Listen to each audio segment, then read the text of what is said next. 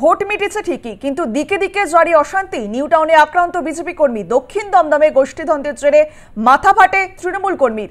বর্তমানে বিজেপির পার্টি অফিসে ভাঙচুর, দুর্গাপুরে বাম নেতার গাড়ি ভাঙচুর, দক্ষিণ 24 পরগনায় বিজেপির পোলিং এজেন্টের বাড়িতে ভাঙচুর।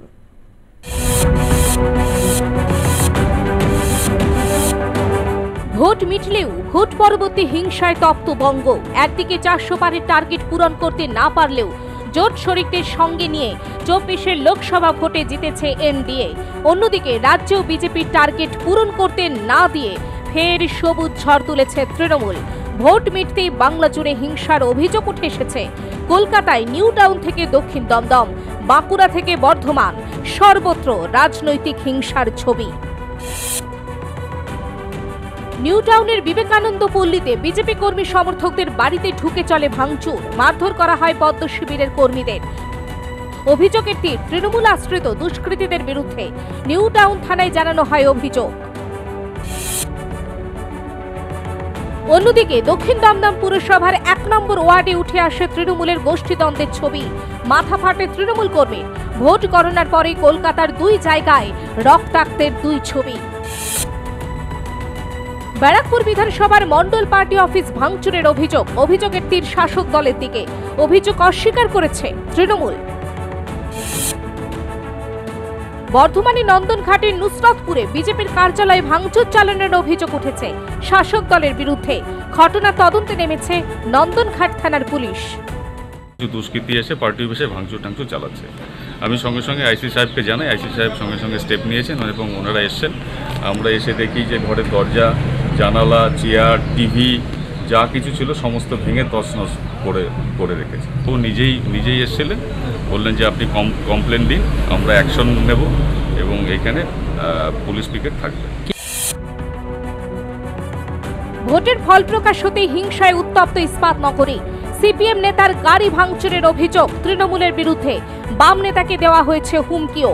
বাম শ্রমিক সংগঠনের নেতা তথা পোলিং এজেন্ট প্রসূন পালিতের দাবি, ভোটের দিন বুথে ছাপ্পা ভোট দিতে আসা বহিরাগতদের বাধা দিয়েছিলেন তিনি, যার জেরেই এই হামলা।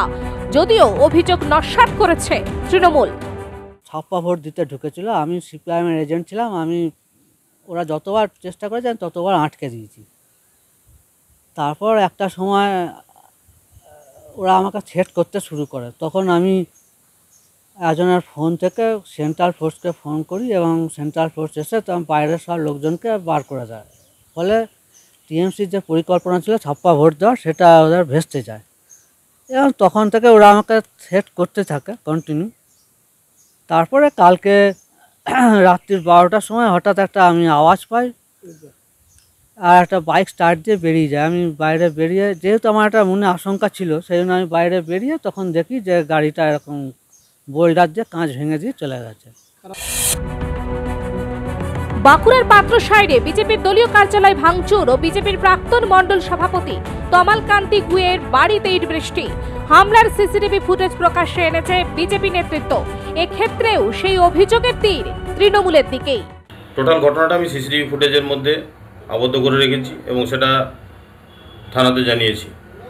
নানা রকমভাবে ফোনে মেরে ফেলার হুমকি একের পর এক, আমাকে শুধু নয়, আমার ছাড়াও বুথ সভাপতি এবং পাশাপাশি অন্যান্য কর্মীদের ওপরেও প্রচুর অত্যাচার হয়েছে। রাত্রে ঘর ভাঙচুর হয়েছে বিজেপি করার অপরাধে। তৃণমূল সর্বত্র জয়ী হয়েছে, গোটা পশ্চিমবাংলার রাজ্য জুড়ে বিজেপির ধুয়েমুছে সাফ হয়ে গেছে। সেখানে আমাদের এরকম রাজনীতি করার প্রশ্ন ওঠে না। এটা ওদেরই নিজেদেরই জয়ের আনন্দে ওরা নিজেদের এক গোষ্ঠীর আরেক গোষ্ঠীর মধ্যে ওদের যে গোষ্ঠীদ্বন্দ্ব, সেই গোষ্ঠীদ্বন্দ্বেরই ফল, তারই বহিঃপ্রকাশ। এখানে তৃণমূল কোনো মতেই জড়িত নয়। দক্ষিণ 24 পরগনার খেয়াদহের খুদিরাবাদ এলাকায় বিজেপির পোলিং এজেন্টের বাড়িতে ভাঙচুরের অভিযোগ। আতঙ্কে বাড়ি ছাড়া পোলিং এজেন্ট সমীর মিস্ত্রি। এবারও অভিযোগের তীর শাসক দলের দিকে, যদিও অভিযোগ অস্বীকার করেছে শাসক দল। ঘটনায় নরেন্দ্রপুর থানায় অভিযোগ দায়ের।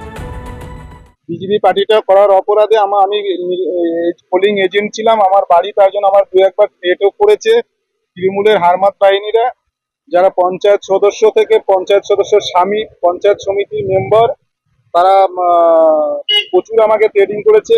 তারপরে আজকে রেজাল্টের দিন আমার বাড়ি ফার্স্ট স্টেপে আমাকে, আমার বাড়ির আমার একটা কারখানা আছে, আমি কাঠের কাজ করি, যে কারখানাটা ভেঙেছে। তারপরে দ্বিতীয়বার 1 ঘন্টা পর এসে কমল অধিকারী কয়েকজন লোক নিয়ে এসে প্রায় 50 থেকে 60 জন লোক নিয়ে এসে বাইক নিয়ে এসে আমার বাড়ি পুরো সামনের দিকে পুরো ভেঙে দিয়েছে। এদিকে তপ্তবঙ্গে হিংসা থামাতে তৎপর ভূমিকা নিয়েছে কলকাতা পুলিশ। ভোট পরবর্তী হিংসার অভিযোগ এলেই তৎক্ষণাৎ ব্যবস্থা হবে বলে জানিয়েছেন কলকাতা পুলিশ কমিশনার বিনীত গোয়েল। 100 নম্বরে ডায়াল করলেই মিলবে সমাধান। আমাদের প্রত্যেকটা পুলিশ স্টেশন এলাকা প্রত্যেকটা ডিভিশনে প্রচুর ব্যবস্থা আছে। যদি কারো কোনো অ্যাপ্রিহেনশনও থাকে আমাদের 100 ডায়ালে ফোন করে আমাদেরকে জানালে আমরা সঙ্গে সঙ্গে ইমিডিয়েটলি ইন্টারভিন করব এবং হেল্প করব। কথা ছিল ভোট মিটলে জনতা যাতে আরো ভালো থাকেন সেই চেষ্টাই করবেন জনপ্রতিনিধি। এই আশাতেই ভোট দিয়ে প্রার্থী জেতান মানুষ। কিন্তু ভোট আসে ভোট যায়, থামে না অশান্তির ছবি। এবারও লোকসভা ভোটের ফল প্রকাশের সঙ্গে সঙ্গেই একের পর এক সন্ত্রাসের অভিযোগ। কোথায় গিয়ে থামবে এই অশান্তি, হানাহানি ও রক্তারক্তির রাজনীতি? সেদিকেই তাকিয়ে বাংলার মানুষ। ব্যুরো রিপোর্ট, আর প্লাস নিউজ।